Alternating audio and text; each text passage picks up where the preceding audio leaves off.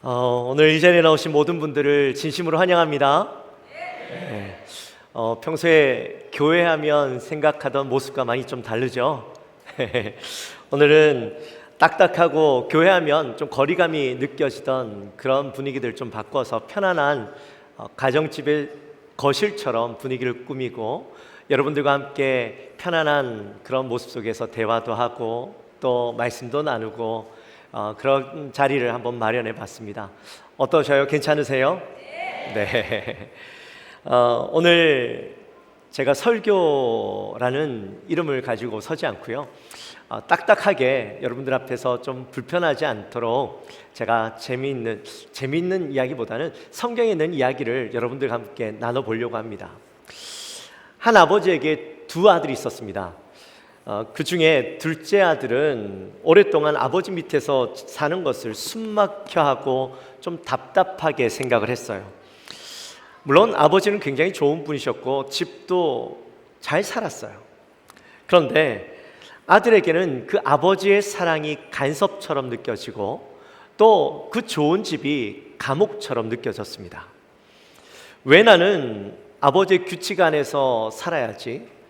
나도 내 마음대로, 내 방식대로 내 인생을 운전해 보고 싶은데 라는 마음이 아들에게 있었던 거죠. 결국 그 아들은 아버지에게 다가가서 넘지 말아야 할, 하지 말아야 할 말들을 하게 됩니다. 아버지, 제 유산을 미리 저에게 지금 주세요. 그래서 여러분들에게는 이야기가 뭐가 그렇게 넘지 말아야 할 선인가? 요즘에는 돌아가시기 전에도 유산을 나눠주기도 하니까 그게 왜 넘지 말아야 할 선인가 라는 생각이 들 수도 있겠지만 이 당시만 해도요, 유산을 달라는 건 아버지 왜 이렇게 안 돌아가세요? 빨리 돌아가세요. 그런 말과 똑같은 말이었어요.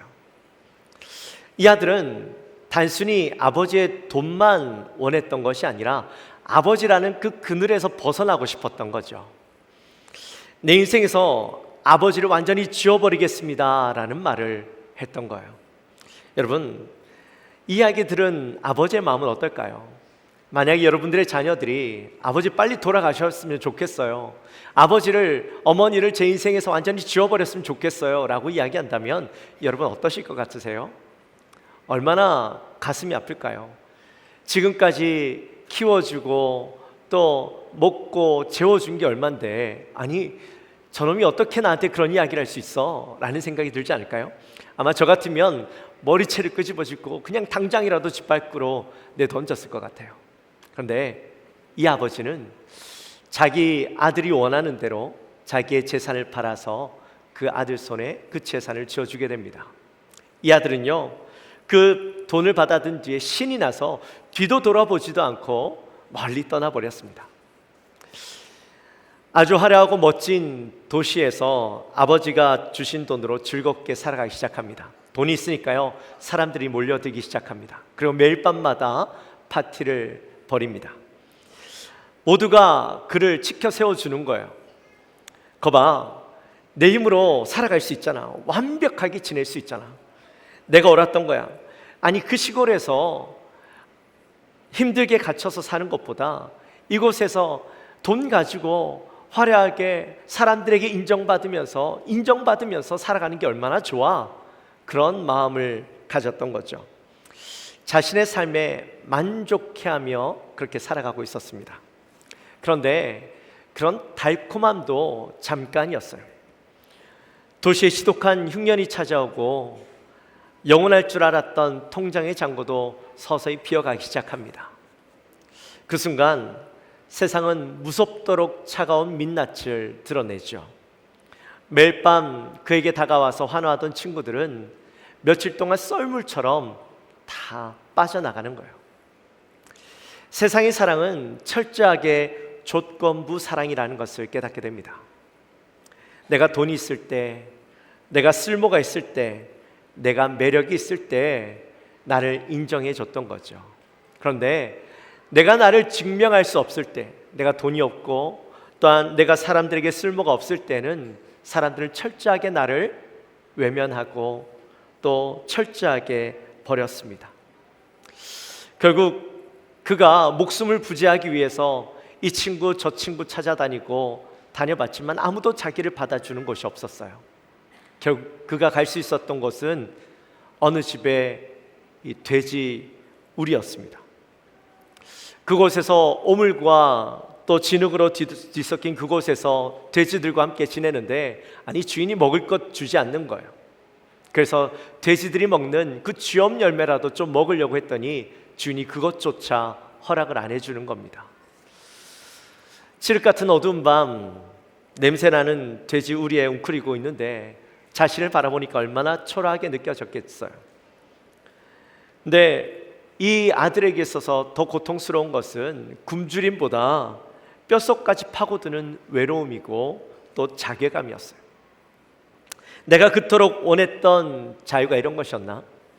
내 주먹을 믿고 내 힘으로 뭔가 해보려고 내가 아버지까지도 버리고 여기까지 달려왔는데 지금 내 모습은 이 동물들보다 못한, 짐승보다 못한 내 모습이구나 라는 생각이 들면서 괴로워하고 있었습니다. 그런데 그때 그 절망의 깊은 바닥에서 까마득히 잊고 있었던 한 장소가 떠올랐어요. 바로 아버지 집이었어요.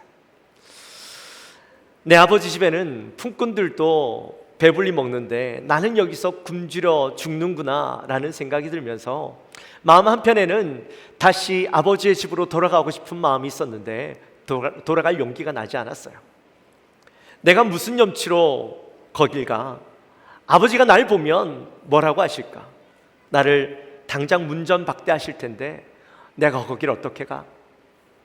동네 사람들이 나를 향해서 침 뱉고 돌을 던질 텐데 내가 거길 어떻게 가겠어? 그러면서 자신의 처지를 비관하면서 밤새 눈물을 흘리고 있었어요. 그런데 한참 울고 있는데 그의 마음속에 한 가지 타협안이 떠오르는 겁니다.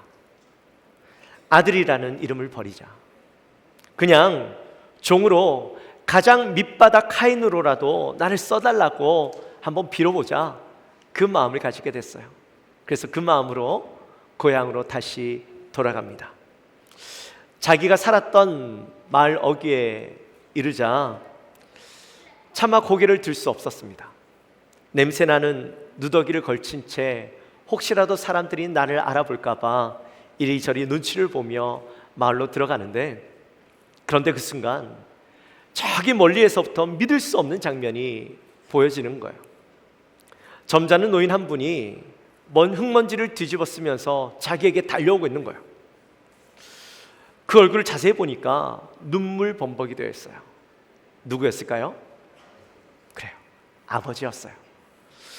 너무 변해버린 자기의 모습을 아버지는 못 알아볼 거라 생각했어요.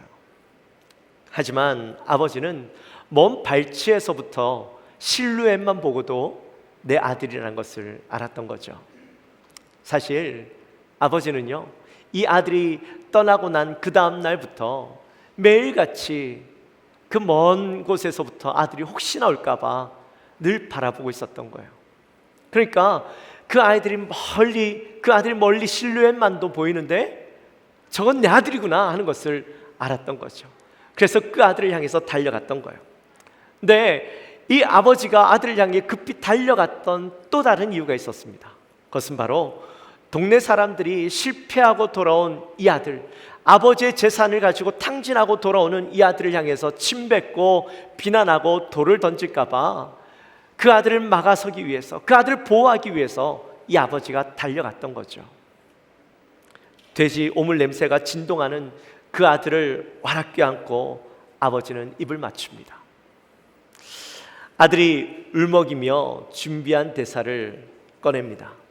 아버지, 제가 하늘과 아버지에게 큰 죄를 저질렀습니다. 이제 저는 아버지의 아들이 아닙니다.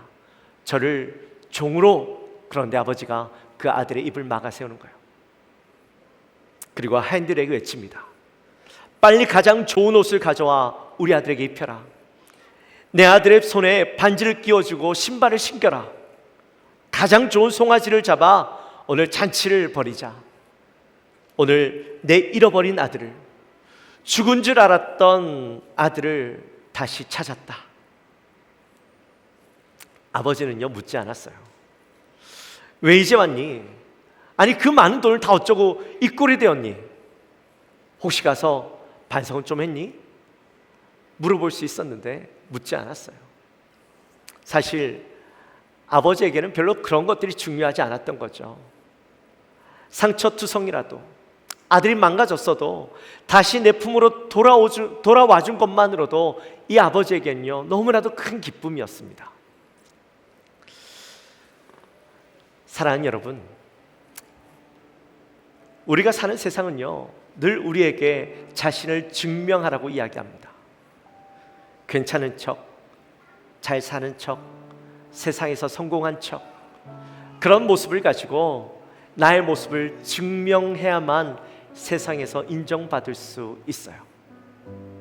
그래서 때로는 내 힘으로 뭔가 열심히 해보려고 노력도 해보고 세상과 부딪혀 보는데, 내 세상에서 내 힘으로 뭔가 해보려고 했는데 우린 어때요? 상처를 받고 실패와 좌절 속에서 철저히 혼자 남겨진 우리의 모습을 볼 때가 있죠. 나 같은 사람이 사랑받을 수 있을까? 다시 내가 일어설 수 있을까? 그런 생각이 들 때가 있으실 거예요.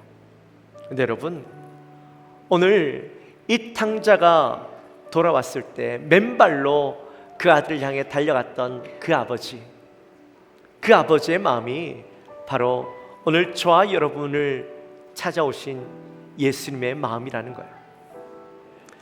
예수님은 우리가 얼마나 잘났는지, 세상에서 얼마나 성공했는지 별로 그게 중요하지 않으셔요. 그저 우리 안에 있는 상처와 아픔을 가지고 지금 여기까지 달려왔는데 그 상처와 실패감, 수치감을 그대로 끌어안으시고 우리를 향해서 이렇게 말씀하셔요. 혼자서 그 무거운 짐을 지고 여기까지 오느라 고생이 많았다. 이제 그 수고하고 무거운 짐들을 다 내려놓고 오늘 이 집에서 평안히 쉬렴, 내 품에서 평안히 쉬렴, 그렇게 말씀하고 계신다는 거예요. 여러분을 향한 그 길고 간절했던 기다림이 오늘 여러분을 가장 따뜻하고 편안한 주님의 거실로 여러분들을 이끌고 계시다라는 사실입니다. 더 이상 여러분 세상에서 여러분을 증명하려고 애쓰지 마십시오. 하나님 앞에서도 여러분을 증명하려고 노력하지 마십시오.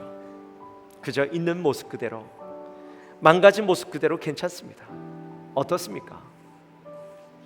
이제 여러분들이 지금까지 살아오면서 지고 왔던 무거운 짐들 이 시간 다 내려놓으시고 여러분들이 어떠한 모습으로든 상관없어요. 그저 있는 모습 그대로 여러분들을 기쁨으로 맞아주시고 환영해 주시는 그 주님의 품 안에 안겨서 참 쉼을 누리고 오늘 이곳에 마련된 이 거실에서 함께 웃으며 만찬을 나누며 참 평안을 누리는 저와 여러분이 되었으면 좋겠습니다. 우리 함께 기도할까요? 하나님 감사합니다. 오늘 이렇게 귀한 날 우리 사랑하는 많은 분들을 모시고 또 오랫동안 간절하게 기도하고 만나기를 원했던 그분들을 모시고 함께 뉴미라클로 예배를 드립니다.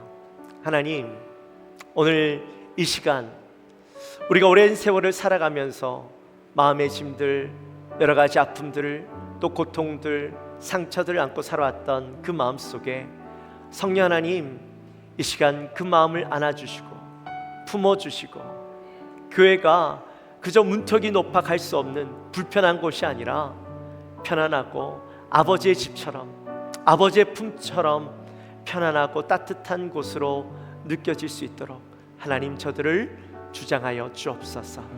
감사합니다. 예수님의 이름으로 기도하옵나이다. 아멘.